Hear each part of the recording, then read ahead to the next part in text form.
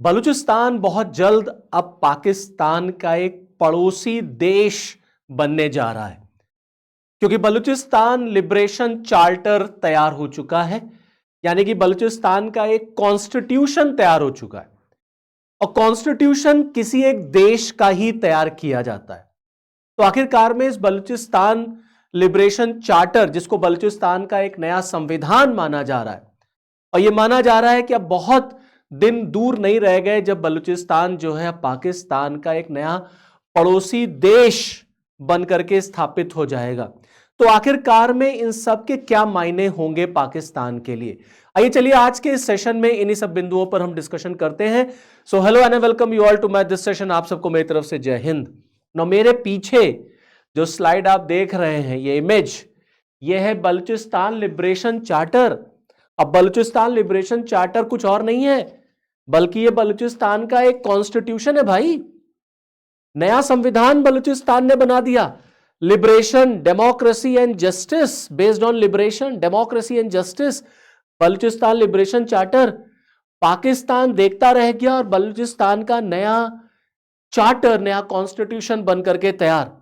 और जिस तरीके से भारत के संविधान के निर्माता, आर्किटेक्ट डॉक्टर भीमराव अंबेडकर को माना जाता है, उसी तरीके से बलूचिस्तान लिबरेशन चार्टर यानी कि बलूचिस्तान के संविधान का जो आर्किटेक्ट माना जा रहा है हरीब यार मर्री साहब।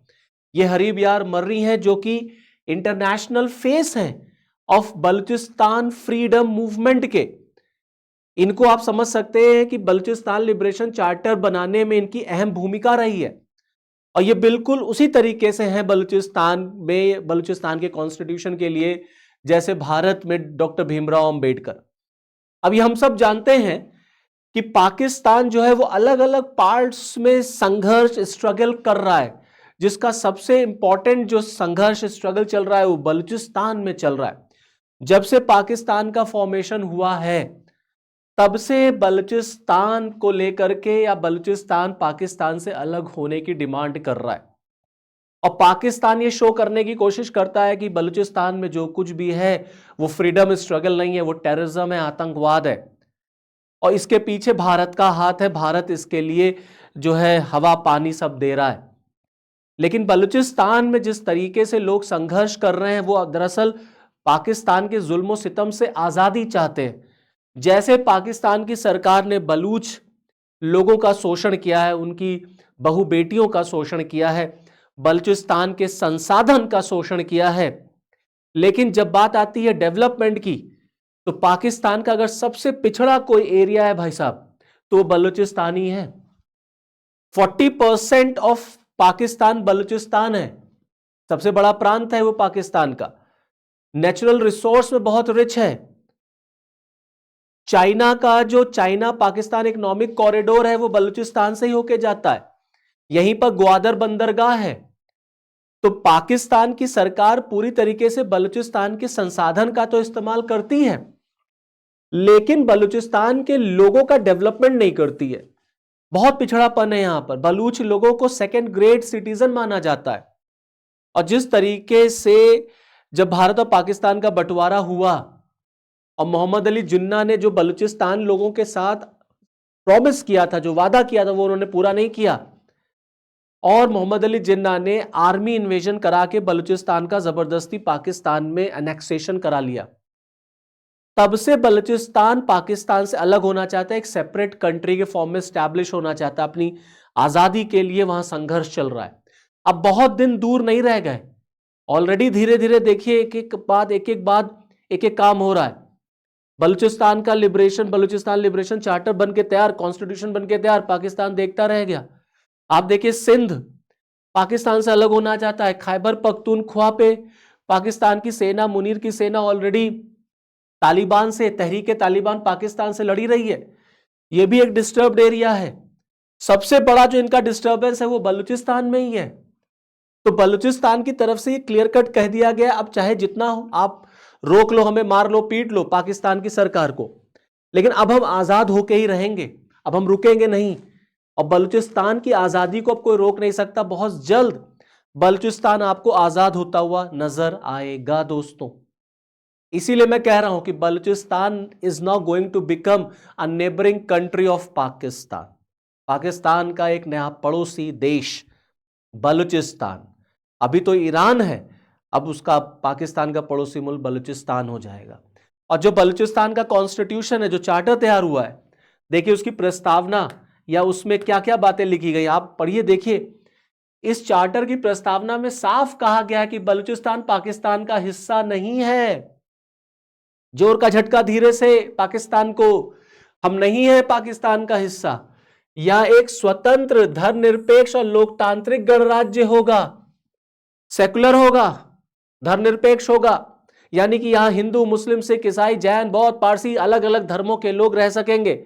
मतलब जो पाकिस्तान की विचारधारा से जस्ट अपोजिट है, इंडिया के नजदीक है। India is a secular country, Balochistan is also going to become a secular country. लोकतांत्रिक गणराज्य होगा, डेमोक्रेटिक रिपब्लिक, भारत जैसा।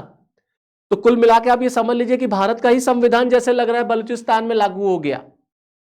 हमारे ही संविधान से लेकर के, हमारे संविधान से चीजों को लिया है और बलूचिस्तान का संविधान बना करके रख दिया। तो धर्मनिरपेक्ष लोकतांत्रिक गणराज्य होगा। धर्म और राजनीति अलग होगी, ये लीजिए, धर्म और राजनीति अलग होगी।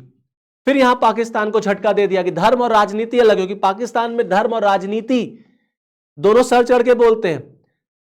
राजनीति में धर्म ना हो पाकिस्तान में तो उनकी राजनीति राजनीति ही नहीं रहती। और बलूचिस्तान कह रहा है कि धर्म और राजनीति अलग होंगे। अब आप सोचिए, जिस पाकिस्तान की नींव जो है वो धर्म के आधार पर पड़ी थी। भाई जिन्ना ने भारत का बंटवारा कराया था किस आधार पर? धर्म के आधार पर, टू नेशन थ्योरी। हिंदू मुस्लिम एक साथ नहीं रह सकते, अलग अलग रहेंगे, अलग अलग राष्ट्र बनना चाहिए, बन गया। लेकिन अब बलूचिस्तान क्या कह रहा है? बलूचिस्तान कह रहा है धर्म और राजनीति जो है वो अलग होगी। तो पाकिस्तान का जो इस्लाम का प्रोपोगेंडा था वो क्या होगा? और जो इस्लाम के नाम पर उसने बलूचिस्तान को जोड़ रखा था, कंट्रोल कर रखा था, वो तो फेल हो गया, अब वो तो खत्म। तो अल्टीमेटली ये जो कॉन्स्टिट्यूशन बना है, ये जो चार्टर बन के तैयार हुआ है, ये बहुत कुछ कह रहा है। ये साफ साफ बता रहा है कि पाकिस्तान से अलग जो है वो बलूचिस्तान होके ही मानेगा। साथ ही साथ देखिए यहां पर और बहुत क्या क्या बातें की गई हैं, बड़ी इंपॉर्टेंट बातें यहां पर की गई हैं। नागरिक अधिकारों में कोई भेदभाव नहीं होगा। देखिए, fundamental rights, political rights, civilian rights सब बराबर होंगे, सबको बराबर का दर्जा दिया जाएगा। जेंडर के आधार पर, लिंग के आधार पर कोई भेदभाव नहीं होगा। लड़का लड़की बराबर, पुरुष महिलाएं सबको एक जैसा अधिकार होगा। और पाकिस्तान को यही बात सबसे ज्यादा चुभ रही है, क्योंकि वो अपने देश में नागरिक अधिकारों में भेदभाव करता है। इससे ज्यादा सबसे बड़ी बात आपको बताता हूं, देखिए ये 11 प्रमुख भाषाओं में अनुवाद किया गया है। मतलब कई लैंग्वेजेस को इसने मान्यता दी है।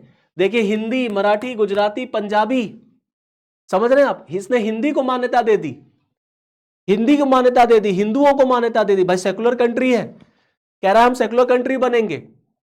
और आप देखिए बलूचिस्तान लिबरेशन चार्टर 11 प्रमुख भाषाओं में अनुवाद किया गया है, हिंदी में भी है।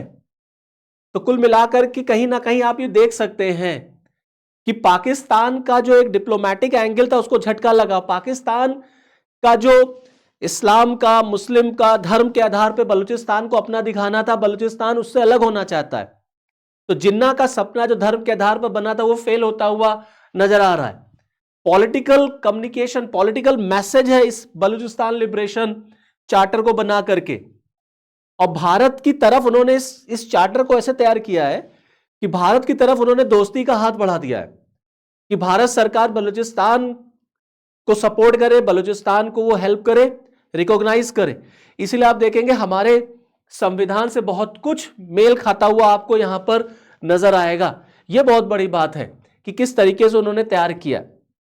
अब आप देखिए, अभी कुछ दिन पहले आपको याद होगा ऑपरेशन हिरॉफ 2.0 जो बीएलए ने चलाया था, बलूचिस्तान लिबरेशन आर्मी ने 14 अलग अलग ठिकानों पर, प्लेसेस पर किस तरीके से फिदाइन अटैक किए गए थे।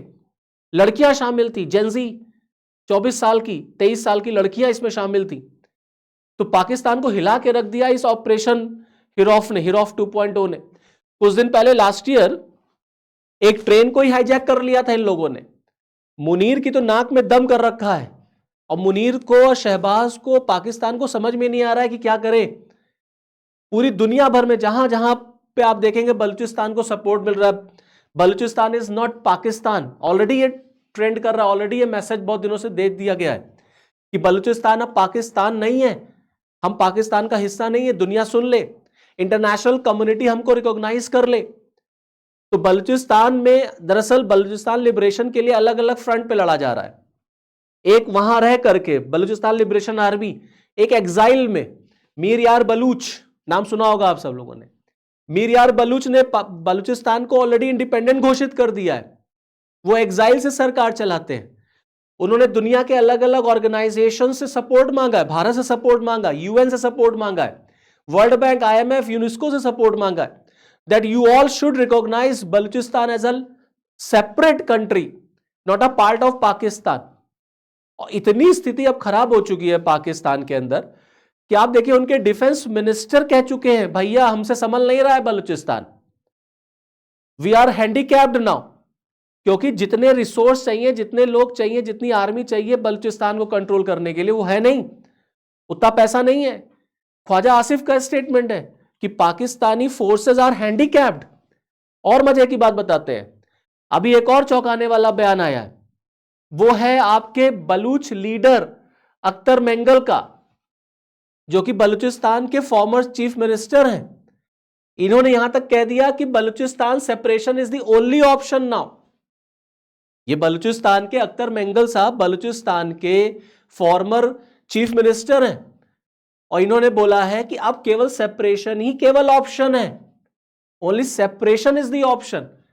अब आप समझ लीजिए कि बहुत जल्द आप देखेंगे कि पाकिस्तान अलग अलग पार्ट्स में ब्रेक होता हुआ आपको नजर आएगा, जिसमें सबसे पहले बलूचिस्तान का फॉर्मेशन होगा। लगभग मान लीजिए हो गया इंडिपेंडेंट कंट्री, तो उसको डिक्लेयर ही कर दिया गया है, कॉन्स्टिट्यूशन बनी गया है, इंटरनेशनल कम्युनिटी क्लेम कर रही है, और बलूचिस्तान बहुत जल्द आप देखेंगे पाकिस्तान का एक पड़ोसी मुल्क बन के तैयार हो जाएगा।